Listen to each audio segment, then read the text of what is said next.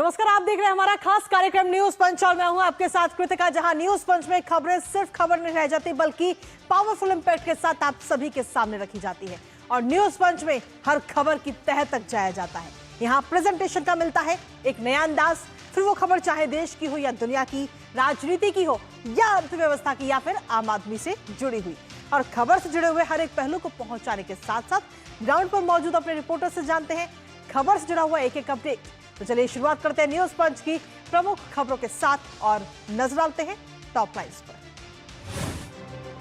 जिसमें सबसे पहली और प्रमुख खबर आम आदमी पार्टी को मिले झटके से जुड़ी। जी हां, बीते कल आम आदमी पार्टी को बड़ा झटका लगा, जहां आम आदमी पार्टी का भ्रष्टाचार और सत्येंद्र जैन एक बार फिर से गिरफ्तार हो चुके हैं। और इस बार सत्येंद्र जैन अकेले नहीं बल्कि उनके साथ में 5 लोग और हैं। आखिर अब किस मामले में सत्येंद्र जैन की गिरफ्तारी हुई और उनके साथ में और किन 5 लोग गिरफ्तार किया गया है, बताएंगे इस खबर के बारे में विस्तार से आपको। इसके साथ ही जो दूसरी प्रमुख खबर वो है झारखंड से जुड़ी। जी हां, राज्य में सीबीआई की एंट्री आखिर कब होगी, ये सवाल इस समय हर छात्र पूछता हुआ नजर आ रहा है, क्योंकि छात्रों की जो मांग थी पिछले कई दिनों से लगातार ये प्रदर्शन छात्रों की तरफ से किया जा रहा है, लेकिन एक एक करके मांगे मानी जा रही है, लेकिन सीबीआई जांच को लेकर के अभी भी सरकार कहीं ना कहीं इसे स्वीकार नहीं कर रही है। बताएंगे इसके बारे में भी विस्तार से। लेकिन साथ ही जो तीसरी प्रमुख खबर वो है इनकम टैक्स से जुड़ी हुई कि अब इनकम टैक्स विभाग जो है वो भी एक्शन मोड में नजर आ रहा है। आखिर क्यों ये एक्शन मोड में है और क्यों 394 संस्थाओं पर शक के दायरे में 394 संस्थाएं आई हैं, बताएंगे इस खबर के बारे में भी विस्तार से आपको। चलिए शुरुआत पहली और प्रमुख खबर के साथ, जहां आपको बता दें कि अगले साल पंजाब में विधानसभा के चुनाव होने हैं, जहां अभी आम आदमी पार्टी सत्ता में है और इन चुनावों से पहले आम आदमी पार्टी को बड़ा झटका लग चुका है। आम आदमी पार्टी के नेता और दिल्ली के पूर्व मंत्री सत्येंद्र जैन अब एक बार फिर से जेल पहुंच गए। जी हां, सत्येंद्र जैन को दिल्ली सरकार की एसीबी यानी एंटी करप्शन ब्रांच ने गिरफ्तार किया है।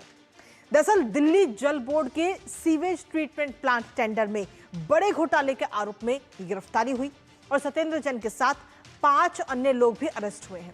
आपको याद होगा कि सत्येंद्र जैन पहले भी मनी लॉन्ड्रिंग केस में तिहाड़ की हवा खा चुके हैं और अभी वो जमानत पर बाहर थे। और अभी जिस मामले में गिरफ्तारी हुई है वो क्या है और कैसे इसका खुलासा हुआ वो आपको बताएंगे। साथ ही जानेंगे लेटेस्ट अपडेट अपने सहयोगी से। उससे पहले आपको दिखाते हैं सत्येंद्र जैन पर एसीबी का शिकंजा। तो सत्येंद्र जैन पर इस समय एसीबी जो अपना शिकंजा कसती हुई नजर आई है, जहां आम आदमी पार्टी को बड़ा झटका लगा है और एक बार फिर से सत्येंद्र जैन की गिरफ्तारी हो चुकी है। जी हां, एसटीपी टेंडर में गड़बड़ी का ये पूरा मामला सामने आया, जिसको लेकर के दिल्ली में सियासी घमासान भी मचा हुआ है। आम आदमी पार्टी के नेता सत्येंद्र जैन को एसीबी ने बीते कल गिरफ्तार किया और सत्येंद्र जैन के साथ में कुल अगर हम देखें तो टोटल 6 लोगों को इस समय गिरफ्तार किया गया है, जहां डीजीपी दिल्ली जल बोर्ड के जो पूर्व सीईओ हैं उनको भी गिरफ्तार इस समय कर लिया गया है।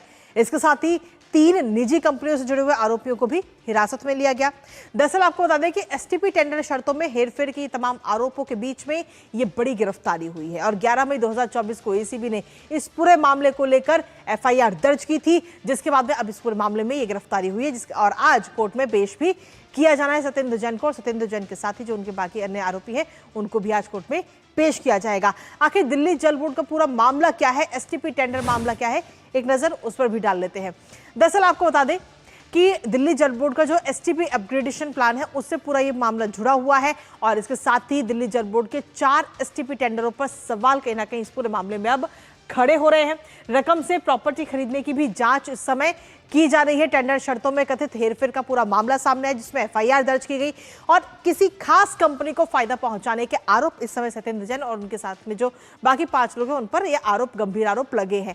11 मई 2024 को ये पूरा मामला दर्ज किया गया था और करीब 1.52 करोड़ के लेन देन की पूरी जांच अब इस पूरे मामले में की जाएगी और ईडी की तरफ से इस मामले से जुड़ी शिकायत की गई थी, जिसके बाद एफआईआर दर्ज हुई।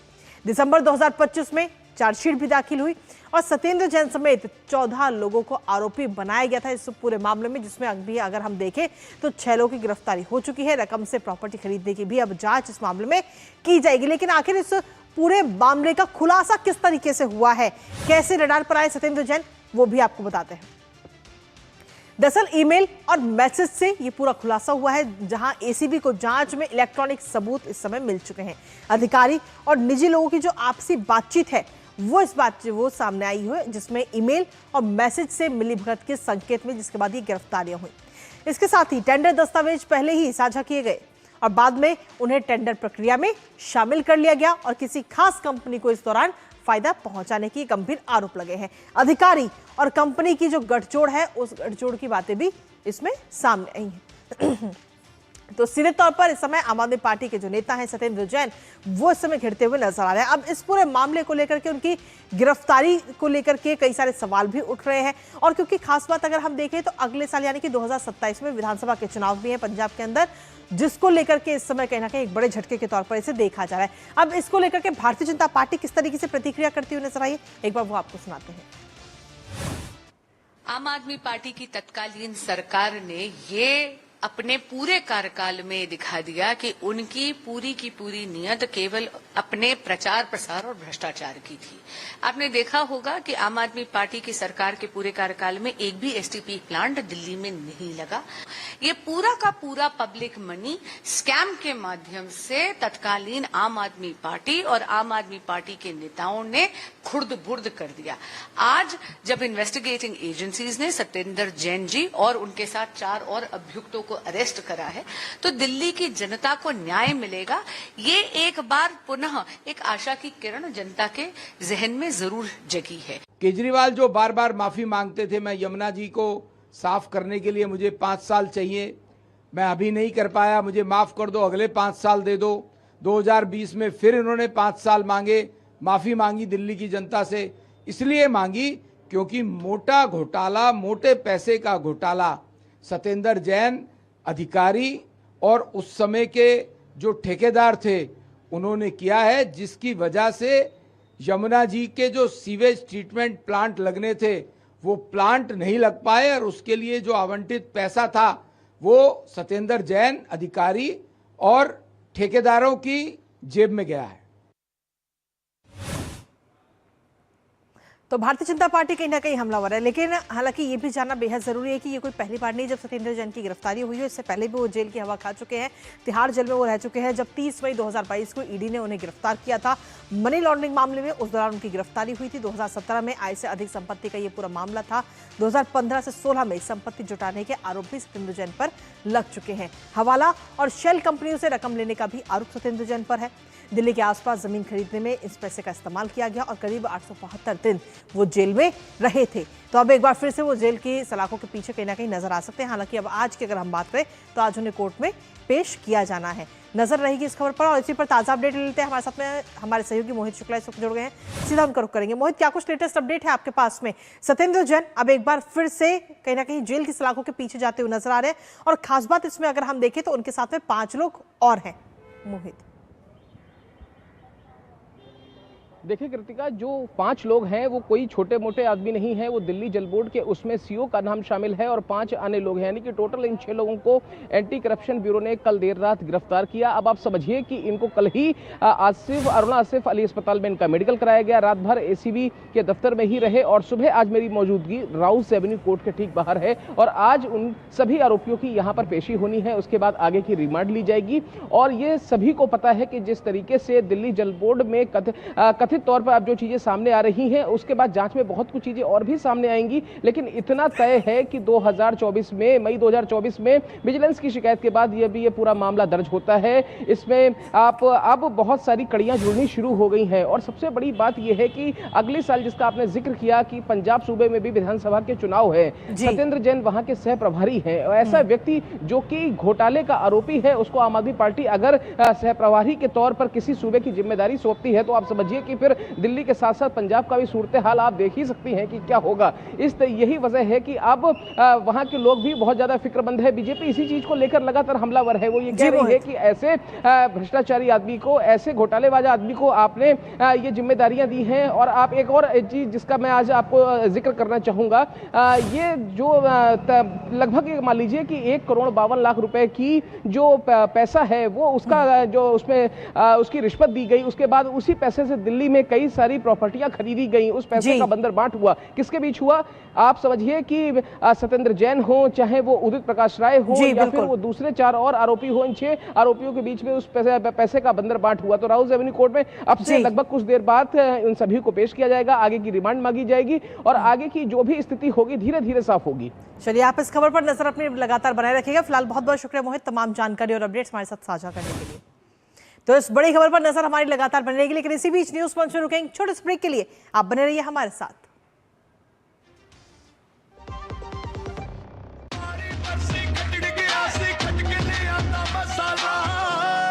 केड़ा मसाला होए? छोले दा या लोबे दा? पंजाबी छोले दा या पिंडी चने दा? अब छोलिया हो या लोबिया, पंजाबी छोले या पिंडी चने, सब कुछ मजेदार बने। यार कैसे ले पाएंगे घर? नहीं, आज गर्मी बहुत है ना। यस, बहुत ही ज्यादा। पापा, घर खरीदने की planning is not easy. Vinny, long term savings का बेस्ट प्लान बताना। LIC protection plus plan. LIC और सेविंग्स। यस, इसमें इंश्योरेंस और फंड्स दोनों में इन्वेस्ट करके गोल्स के हिसाब से सम अश्योर्ड एडजस्ट कर सकते हो। LIC protection plus plan, future insured, growth assured. जब धरती चीर कर निकलता है लोहे का पत्थर और मिलता है मोंगिया के जोश से, फिर तपता है, पिघलता है और बनता है फौलाद। अब होता है सरिया सारी खूबियों के साथ। मोंगिया स्टील, मजबूत देश का मजबूत सरिया। भारत की सबसे बड़ी gold loan NBFC Muthoot finance से गोल्ड लोन लीजिए और फिर देखिए सोना क्या नहीं कर सकता। कॉल कीजिए 1-800-313-1212।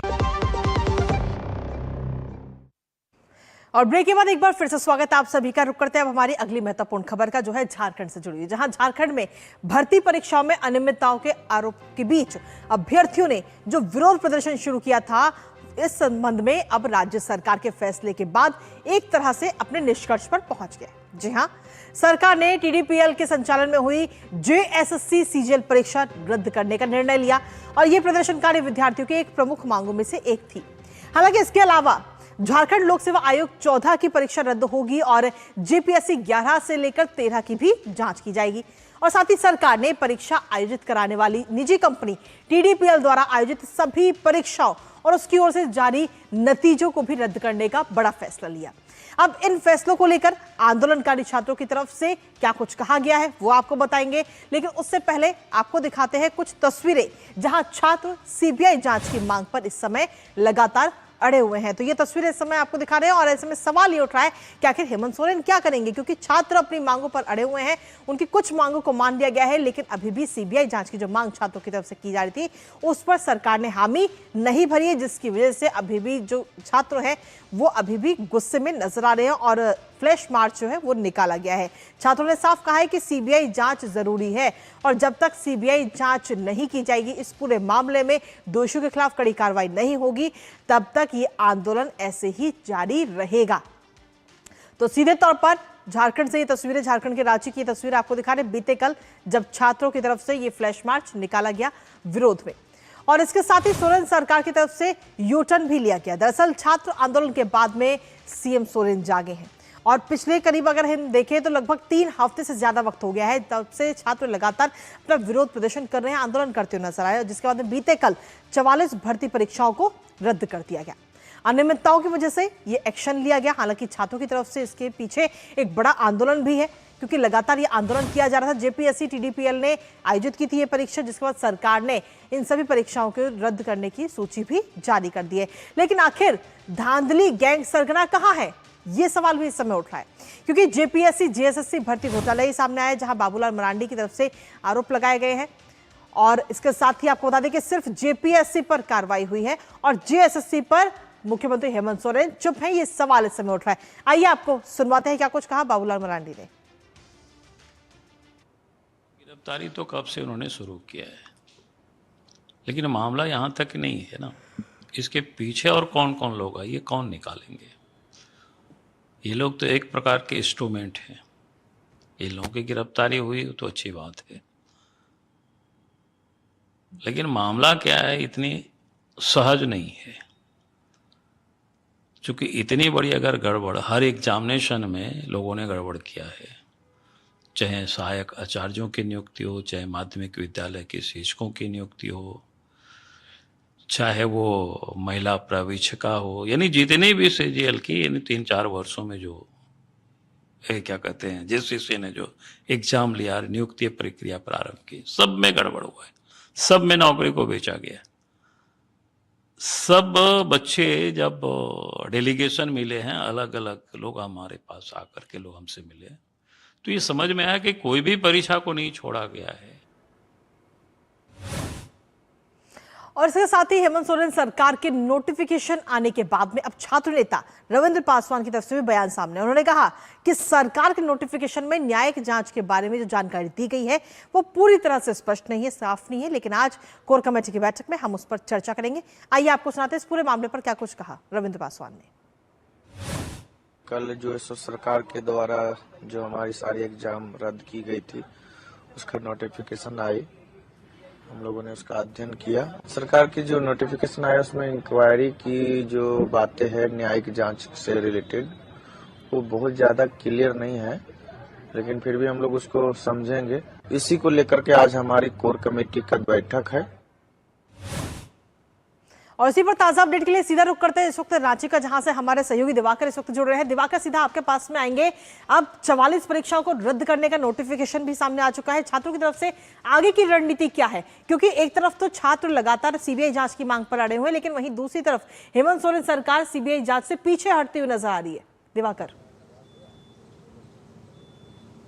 देखिए, निश्चित तौर पर कृतिका, मामला थोड़ा और गंभीर हो गया है झारखंड में। अब आंदोलन 26 दिन तक पहुंच गया, 27वें दिन तक चल रहा है और किस तरीके से जो छात्र हैं वो अपनी मांग पर अभी भी अड़िग है कि सरकार ने जो नोटिफिकेशन जारी किया है उसमें सारी चीज़ें क्लियर नहीं है। सीबीआई जांच की मांग को लेकर अभी भी जो लोग हैं वो भूख हड़ताल पर बैठे हुए, तो आंदोलन इसी तरीके से आगे बढ़ रहा है। हालांकि 1-2 दिन पहले ये तस्वीर देखने को मिली थी कि थोड़ा छात्रों ने जश्न मनाया था, लेकिन अब वो तस्वीर थोड़ी सी बदल गई है मायूसी में भी, कि छात्र कह रहे हैं कि सरकार एक तरीके से हमें हाथ में झुनझुना देने की कोशिश कर रही है और सीबीआई जांच से वो पीछे हट रही है। दूसरी तरफ जो अभ्यर्थी नौकरी कर रहे थे उसमें जो सबसे बड़ी तादाद है वो सीजीएल परीक्षा वाले, जेएससीसी सीजीएल के परीक्षार्थी का रिजल्ट दिसंबर में आता है, उनको नियुक्ति पत्र मुख्यमंत्री बांटते हैं और वो पिछले 7 महीने से नौकरी कर रहे हैं, सचिवालय में काम कर रहे हैं। अब सचिवालय के बाहर वो परसों रात से ही धरने पर बैठ गए हैं और लगातार कल रात में उन्होंने फ्लैश मार्च निकाला, टॉर्च मार्च निकाला और सरकार को बताने की कोशिश कर रहे हैं वो तो पीछे हटेंगे नहीं, अब वो न्यायालय जाएंगे। तो अब तमाम तरह की चीजें और पेचीदगी के साथ सामने निकल कर आ रही है। अभी अब मैं थोड़ी देर बाद जब आपको तस्वीर दिखाऊंगा,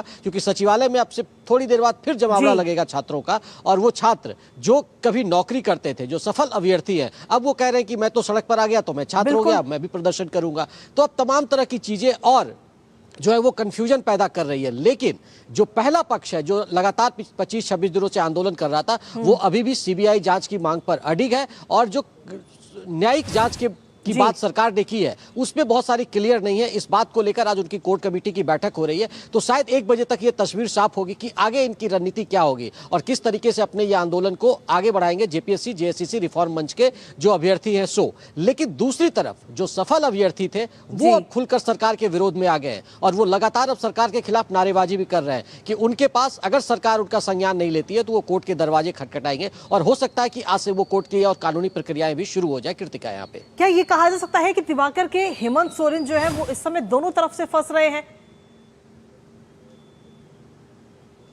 देखिए, निश्चित तौर पर दोनों तरीके से नहीं, अब तो अपोजिशन भी खुलकर सामने आ गया है। अब कहिए तो अब 3 तरफ से मुख्यमंत्री हेमंत सोरेन घिर गए। पहले जो पूरे लोग आंदोलन कर रहे थे उसमें देवेंद्र नाथ महतो ने अपना अनशन तोड़ दिया, लेकिन अब वो कह रहे हैं कि पूरे सिस्टम में रिफॉर्म के खिलाफ उनका जो अगले चरण का आंदोलन है वो आज से शुरू हो रहा है। तो आप समझ सकते हैं वो हो गया। दूसरा, जो सफल अभ्यर्थी थे वो धरने पर बैठ गए हैं, वो सरकार के खिलाफ नारेबाजी कर रहे हैं कि जब तक अब उनकी मांगे नहीं मानी जाती वो हड़ताल और धरना बढ़ाते रहेंगे। तीसरा, बाबूलाल मरांडी, आदित्य प्रसाद साहू, तमाम जो भारतीय जनता पार्टी के नेता हैं वो अब खुलकर सामने आ गए। आज भारतीय जनता पार्टी का एक प्रतिनिधिमंडल जो है वो केंद्रीय गृह मंत्री अमित शाह से मिल रहा है और झारखंड की पूरी स्थिति से उनको अवगत कराएगा। तो अब कई मोर्चों पर हेमंत सोरेन घिरते हुए नजर आ रहे हैं। चलिए, आप इस पर नजर अपनी लगातार बनाए रखिएगा। फिलहाल बहुत बहुत शुक्रिया दिवाकर, तमाम जानकारी हमारे साथ साझा करने के लिए, इस महत्वपूर्ण खबर से जुड़ी हुई।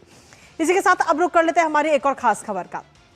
अगली खबर है उन लोगों से जुड़ी हुई जो भारत में पैसा कमा करके और विदेश में अपने पैसे को भेजते हैं, और अब कहीं ना कहीं वो सभी लोग रडार पर आ चुके हैं। दरअसल इनकम टैक्स जो है वो पिछले काफी टाइम से इस तरीके की चीजों को लेकर जांच कर रहा था और अब इसमें कार्रवाई भी की जा रही है और इसको लेकर के एक अभियान इस समय शुरू किया गया है। आखिर इनकम टैक्स की तरफ से क्या ये अभियान है और किस तरीके से जांच होगी और जांच के घेरे में आखिर कौन कौन लोग इसमें आने वाले, बताएंगे इसके बारे में विस्तार से आपको। तो सबसे पहले आपको दिखाते हैं कि आखिर क्या कुछ नोटिफिकेशन इस समय जारी किया गया है।